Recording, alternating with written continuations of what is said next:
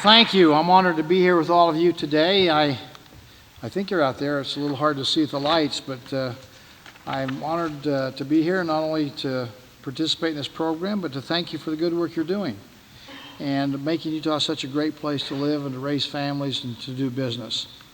Now, before I left the governor's residence this morning, as I want to do, checked in with the First Lady, get some counsel and advice, make sure my attire matched, make sure I looked okay to go out the door. But I talked to her about I'm going to come to this great business forum down here in Provo, and want to know if she had any advice. I said, I'm going to speak in the morning and kind of be the first speaker, and I'd like to do something that was maybe motivational, something educational, or even inspiring. And she said, you know, Gary, what I'd recommend to you and what would be inspiring to me would be if you're just brief. So I'll try to be a little bit brief here this morning, but you know, my title is many things. I'm the commander-in-chief. I'm the kind of the CEO of the state, the governor. But one of the titles that people recognize for me is the CBO, the Chief Bragging Officer of the state. And I have a lot to brag about here in the state of Utah because of the good work of you in the private sector. Just about 4 weeks ago, I had the distinct opportunity to be given the gavel to take over the chairmanship of the National Governors Association. That's all 50 states and our 5 territories. Quite an honor for me and for the state of Utah, frankly. Yeah, it was good. To be selected by your peers to be their leader, and this really interesting time of politics and all. But as they gave me the gavel here 4 weeks ago in West Virginia, where we had our National Governors Association meetings, I had a little lady come over and talk to me, about 5 foot tall, very intelligent and very learned individual. She had graduated from Harvard. She'd gone to Oxford as a Rhodes Scholar, had come back and got her law degree from Yale, and just happens to be the recently elected governor of Rhode Island. Her name is Gina Raimondo. And she came over to me and she says, Gary, I just need to talk to you. And I said, fine, Gina, what would you like to talk about? She said, as the new governor of Rhode Island, I've looked around to all of the states of America, and I find that Utah is excelling in virtually every area. And Rhode Island is not doing so well right now, and I want to in fact, replicate the successes of Utah and Rhode Island. Can you help me understand what it is that you're doing in Utah that's creating such a significant economic success and improved quality of life? And it just so happens we'll be talking here later this week about some suggestions I have for her that she can maybe incorporate in Rhode Island in her new assignment as governor. Now, she's a Democrat, by the way, not a Republican. But it goes to the example that we are setting for this country in so many different ways of other states wanting to know, what is it about Utah? They're somewhat puzzled. What is the success? Why is it happening? And this state here nestled at the foot of the Rocky Mountains, and why are we having such great and tremendous success? And I'm more than happy to share that success story with anybody, because it's not a zero-sum game. I do believe if other states will do what we're doing, they will have the same kind of successes and the same kind of outcomes based on good principles and good values that we have here in the state of Utah, which have created good policies. Let me just give you an example of what I mean about that. People wonder about our economy. Now, my father was an Idaho farm boy, and although I was not raised on a farm, I was born in American Fork but raised in Orem. We always had a large garden, and my father would talk in terms about how important it was to have a garden, and he enjoyed, you know, tilling the soil and growing crops, and he had a vegetable garden and fruit trees, etc., on about a half an acre of garden that I was raised with. And good father and son time, I expect, as I look back on it. But he taught me an important principle. One day I asked him, Dad, what's the most important thing about having a successful garden? Because I thought we needed to make sure that we had really good seeds. And he said, you know what, the seeds are important, but the most important thing is to have a very fertile field, a good soil. Because if you have a good soil, even if you have marginal seeds, they will germinate. And if you tend to that garden, if you water it, if you weed it, if you fertilize it, you're going to have a crop in the fall. So Gary, the most important thing you can do is to have a fertile soil if you're going to have a successful garden. Well, I use that as a metaphor because that's what we've done here in Utah. We've created a very fertile soil, a very fertile environment for the business entrepreneur to cast down their seeds, their business ideas, to find their niches in the marketplace. And if you'll water it, if you'll fertilize it, if you'll pull the weeds, if you'll go through that process, you will have a crop. Some crops are better than others. Some are more bumper crops.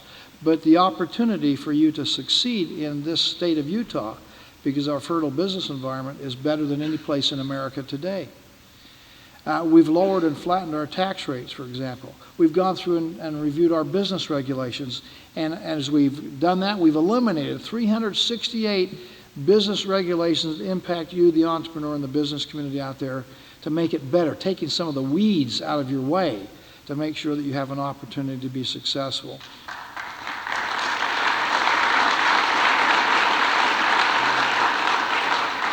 The outcome of that is that we've been able to diversify our economy. We are now the fourth most diverse economy in America today, which is a remarkable statement. We get recognized by many different publications. The most recently, earlier this month, Entrepreneur.com ranked Salt Lake City as the best startup city in America. And here in Provo earlier this year, it was ranked as the most innovative tech hubs in America, in the nation. So again, we see up and down the Wasatch Front and even into the rural parts of Utah, the recognition that's coming for us to be in a very business-friendly climate. And again, it could be Forbes magazine, who for the fourth time out of 5 years has named us the best place for business in America, or the U.S. Chamber of Commerce that says here in Utah, we are the most enterprising state and is the best place for business in America today. So we have a lot to be grateful for. It's not happenstance that's caused it, but it's been the work of you, giving input to us as the policymakers to make sure that we, in fact, have created a great environment for business. Now, the big part of our success and strength comes from you and our IT tech industry. It's our state's largest industry cluster. We have over 50,000 jobs now involved in IT and software, 4,300 companies that are successful here in our state. And so certainly I want to thank all of you for your contributions to making Utah such a successful success economically. Now, another part of this that we started working on here about 4 or 5 years ago was the ability to bring in more venture capital. Again, that's kind of the fertilizer. Sometimes when you plant those seeds, you got to have something that helps it to grow, and certainly capital is a big part of that effort. And our venture capitalists are really taking notice here in the state of Utah. In 2014, which is last year, the latest statistics that I have, we raised more than $840 million for local companies here with venture capital. Our venture capital dollars in Utah grew by about 80% this past year, from 2013 to 2014, which is more than double the national average. So we're being discovered, not only as a great place for business, but a great place to invest capital in with our business growth. Venture capital and investment in Utah has been growing for a number of years. And according to Inc. magazine, Utah now outranks Silicon Valley in the amount of money being venture capital per deal. In Silicon Valley, the average amount per deal is about $18 million. Here in Utah Valley, the average amount per deal is over $50 million. We don't have as many deals. Our deals are just a little bit larger now. So again, a great trend.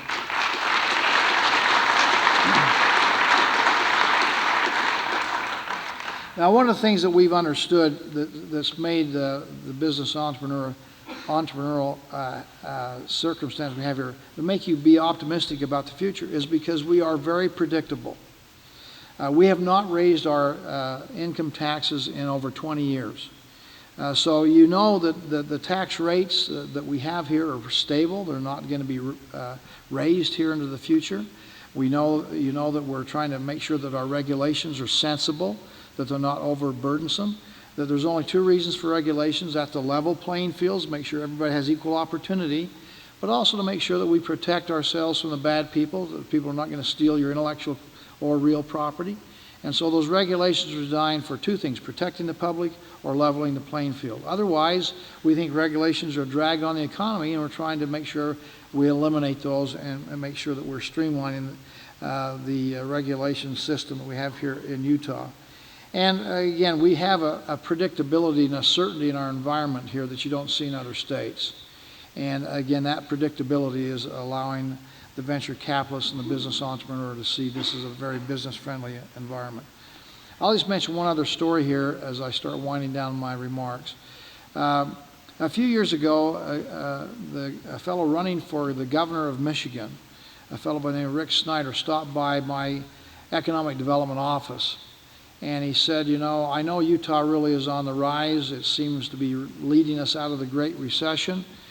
And my state of Michigan is not doing so well. In fact, out of 50 states, we're about 50. And so I would like to see if I can learn from Utah what you're doing to grow your economy. We sat down with him. We listed some of our steps. We had about 10 steps in place that we thought we needed to follow to help us continue to grow and to prosper. He took that back and incorporated that into his campaign platform. He ran for governor of Michigan. His name is Rick Snyder, very successful high-tech guy in his own right in Michigan. In fact, his slogan as he ran for governor was "One Tough Nerd." And he got elected as the governor. He went from 50 in the nation economically. He's now in the middle of the pack, about 24. And again, credits this plan that we had here in Utah to help him turn Michigan around. Now, he's got some challenges. Detroit, you know, is an anchor, a drag on their economy in Michigan, but has done a great job in turning it around by using the principles that we found here in Utah. By the way, when I came into office, we ended up developing cornerstones. We want to have principles to guide us and direct us as we were in the depths of the Great Recession. And so we said 4 things we're going to do, and I added a 5th one along the way. That was 1, we're going to focus laser-like on the economy. I took a page out of Bill Clinton's book, you know, a Democrat, who said when he ran for president, "It's the economy, stupid." I changed it a little bit and said it is the economy and we're not stupid. We understand that the focus needs to be laser-like on growing the economy, because if you can get the economy right, where you're growing and expanding and prospering, everything else kind of falls into place. No matter what your issues are, you'll have some money to do that with a growing and expanding economy. The second thing is education, labor. We understood you cannot have long-term success economically unless you have a skilled labor force that has the skills that line up with the demands of the marketplace today. It's not what was yesterday, it's what's today and tomorrow. And so our renewed emphasis, for example, on STEM education, science, technology, engineering, and math, sprinkled with arts to help make sure we're creative in our thought process, is really helping lead the way with education. And if you saw in the paper today, our test scores are moving up. We're doing much better when it comes to raising the bar for education. And that's our second cornerstone, economics and education. The third one happened to be with energy. It's hard to have good quality of life and economic prosperity if you don't have access to affordable, sustainable energy. And we know that the marketplace wants it to be cleaner, and so we're working with technology to, in fact, clean up our energy development. But we have a lower than national average cost of energy in Utah, which, according to Forbes, gives us a significant leg up on economic development in our state because of our lower cost of energy. And last but not least, we had the 4th cornerstone, which was, in fact, self-determination. We're trying to, in fact, make our own way in life. We're not looking to Washington, D.C. to tell us what to do. And in fact, my initiative with the NGA is, in fact, to stop the federal overreach and let the laboratories of democracy, the states, be the innovators and solvers of problems. They're doing a much better job in our respective states than they do out of Washington, D.C. So self-determination is a big part of our culture of Utah and part of our success. The last thing I added to it, another E, was efficiency in state government. It might be of interest to you to know that we are one of only a handful of states. When I say a handful, probably 8 or 9 states in America today that have a AAA bond rating from the rating agencies on Wall Street, which is a sad commentary.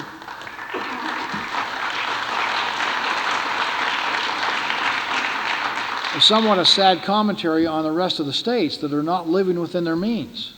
We live by the old-fashioned principles of don't spend more than you take in, save for a rainy day, and make sure that government, in fact, has its proper role, which is limited in people's lives, and empower the private sector to solve the problems out there. The private sector does it so much more efficiently and effectively, and so the efficiency in state government is a real principle. And I'm pleased to report to you today that a government which tends to be labor intensive, in the state of Utah, we have now today in state government fewer state employees today. You'd have to go back to the year 2001 to find a smaller number of state employees than we have today. That's in the face of a growing economy and in the face of 700,000 more people now that have come into Utah that call Utah home. So we're doing more for less than ever in our history. So the efficiency in state government gives us a great platform where we're not absorbing more tax money from you in the private sector. You can keep that with your businesses and improve your bottom line and reinvest in your companies.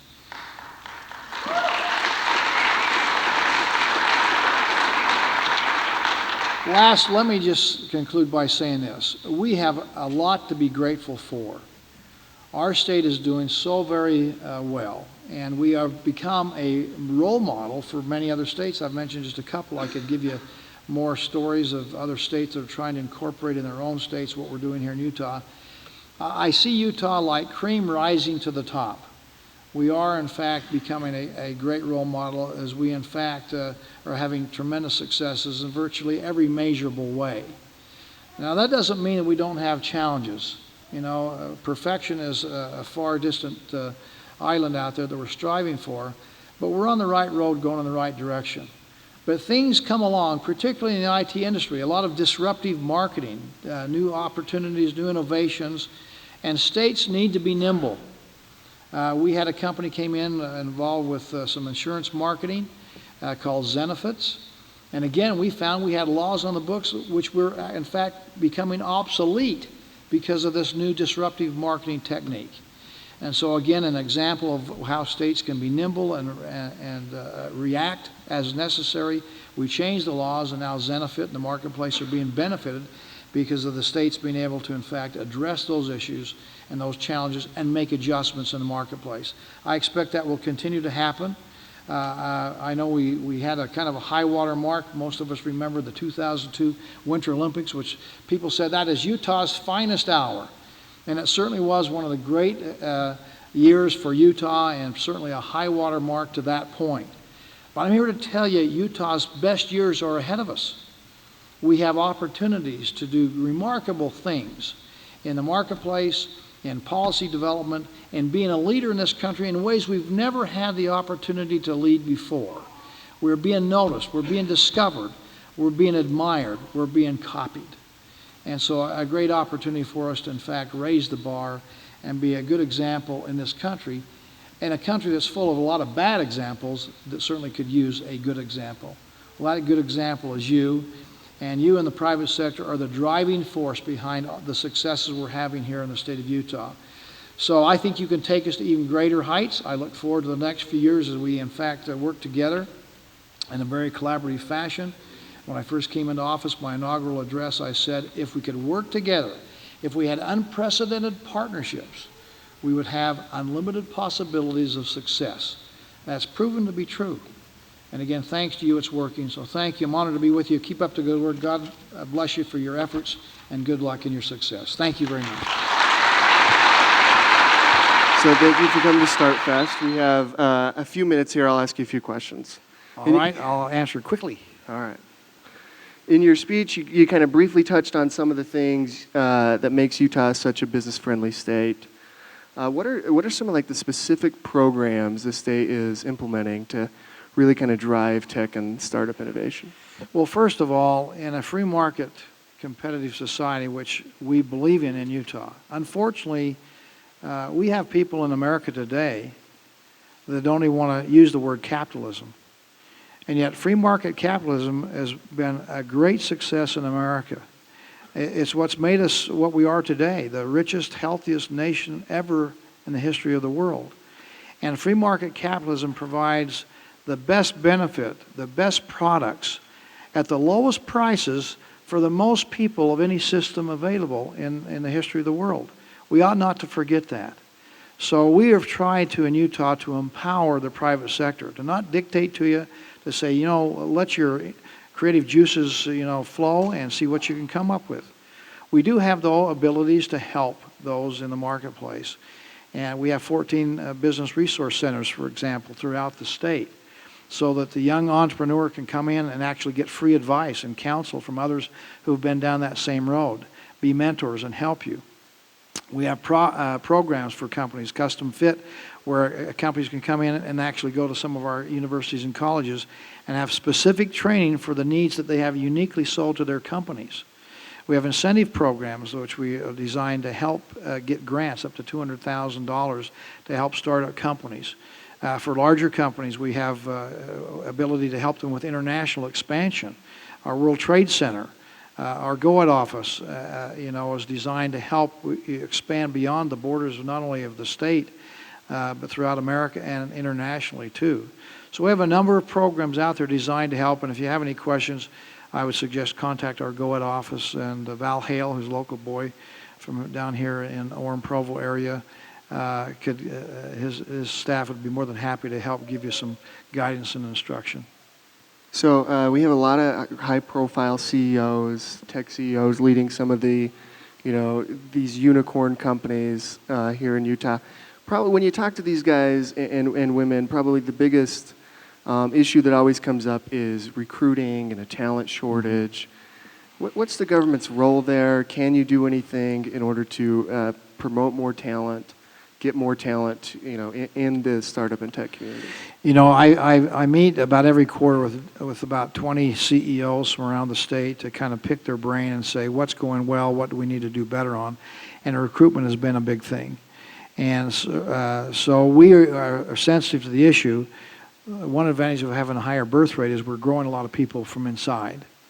And that's good. Our educational system is really designed to help people. We have a goal of 66 by 2020, meaning that we want to have 2/3 of our graduating folks from public education go on to college, university studies. And we believe if we don't do that, our economy will start to underperform. We won't have the skills in the labor force. The emphasis on STEM, our STEM Research Center, is designed particularly for our high-tech industry and sector. Every sector of our economy is growing, and except for government, and that's a good sign for us economically. We're trying also to provide opportunities to recruit people from outside of our state so that they know what we're doing. We have web pages out there that's designed to guide people to understand the opportunities here in the state of Utah. So there are some recruitment efforts to make people aware of the opportunities that are here in the state of Utah. But we're working very closely with the different companies around to make sure that that void is being filled. Certainly growing some and recruiting some from outside the state to help fill that void. Let's talk about Zenefits, just because I feel like I have to, since that's the first time our paths crossed. And you mentioned it in your speech a little bit, so I won't give any background or anything. But how do you think? What's your thoughts on how that played out? I mean, initially they were kicked out of the state, but you guys quickly, as an administration, made sure that they were here. I think it was in like a month, maybe even less than that. Well, let me just correct you. All right. They were not kicked out of the state. They came. So they disagree with that, though. Yeah, well, they may disagree, but what happened is, from my perspective, is they came with some disruptive marketing. Yeah. They had a new way of, in fact, providing as an incentive to buy their products to get some new software and help you. It was a good thing. It just so happened that it was a violation of current existing law. Now, go back to the insurance industry from way back when, and laws evolve based on efforts and policies and what people think are correct at the time. But what was right and probable yesterday maybe is wrong today or questionable today and wrong tomorrow. And that's what's happened. So they came in. So it wasn't a matter of them getting kicked out. It's just they found themselves in conflict with existing laws been in the books for probably a generation of time. So rather than being kicked out, we met with our insurance industry and our departments and said, hey, what is the issue? They analyzed it, and they said, we need to, in fact, change the law then to allow them to participate. So it wasn't a matter of them getting kicked out. They just couldn't do what they were doing under the existing law. So what do? We changed the law.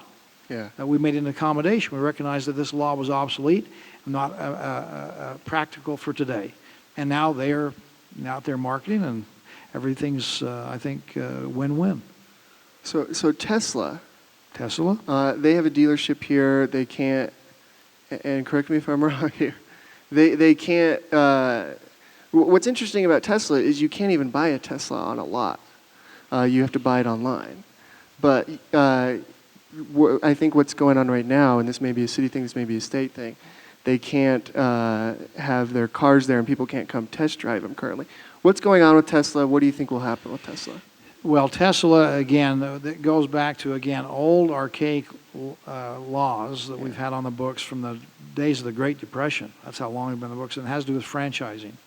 The franchisor and the franchisee and the regulations and laws they have to abide by. When it comes to the franchising of automobile dealerships, the manufacturer is prohibited from having more than 45% ownership in a local dealership. Now, why that came about, I'm not old enough to know that answer. And frankly, it does fly in the face of every other franchise agreement we have and laws that we have on the books. If you're a Wendy's hamburger place or a McDonald's or any other kind of franchise, it's just different. Yeah. And so in the process now, we've had dealerships that have invested hundreds of thousands, millions of dollars in their dealerships. And so they're reluctant to lose value. And who would blame them? So I expect we're going to have a transition that's going to take place because I think the principles involved in franchising are being violated by existing laws on the books. They kind of came in late to the game, Tesla, with their proposal to the legislature this past session, earlier this year. They actually started building a building, without having those laws resolved, and so that was maybe a lack of foresight on their part. But I've met with the Tesla people, I've met with the dealerships, I've met with the manufacturers, and I think they're all going to be coming together, and I fully expect that there will be a plan to transition in this next legislative session, which will be the proverbial win-win-win for everybody. So I'm expecting that to be resolved this next legislative session. That's great. Real quick, I have two last questions for you. You touched on venture capital a little bit. I mentioned with CEOs, the big thing is talent shortage. How do we recruit? How do we get more people, really talented people at our companies? If you talk to entrepreneurs, especially a lot of these people in the room, early stage entrepreneurs, the number one issue is venture capital, raising money. And again, I don't know if this is the government's role, so you tell me, but what can the government do? What is the state doing to not only get more venture capital money into the state from local venture capitalists, but also how do we start, building these ties and building these relationships to Silicon Valley investors, New York investors, Boston investors? Well, mainly it's making people aware that if you invest in Utah, your chances of success are significantly increased as opposed to other parts of the country. They're not dumb people. They've got a lot of money to invest because they're smart investors. And as I mentioned in my remarks, that change, that metamorphosis is occurring. We have a number of smaller local venture capitalists, which are now partnering with larger venture capitalists out of Silicon Valley and putting more money here into Utah. We have now, Qualtrics was one of the first breakthroughs here with Sequoia and another venture capital that combined for about $75 million in new venture capital for Qualtrics. And now I think the latest one we had here is about $125 million in one investment, so kind of a new raising the bar standard. But our local venture capitalists are now succeeding in ways they've not done in the past. The success of some of our high-tech companies and that we're all familiar with, where venture capitalists come in and help them expand their business and making a handsome return on their money, that word is spreading out to other areas. And they're saying Utah is the place to invest. That's why our numbers now are larger per deal here in Utah than they are in Silicon Valley. Now, I hope the trend continues. Again, it's, capital is a coward. It won't go where it's not wanted or not feeling like it's successful. But capital is welcomed here in Utah, and they see the successful opportunities out there. So I think we're going to see more and more venture capital come and flow into Utah. So, last question: how are you feeling about re-election? On re-election, well, that's a 2016 issue, but with a 70% approval rating, I feel pretty good about it. Feeling pretty good? Yeah, Feeling pretty good. I'm As you so- should. Ladies and gentlemen, Governor Herbert.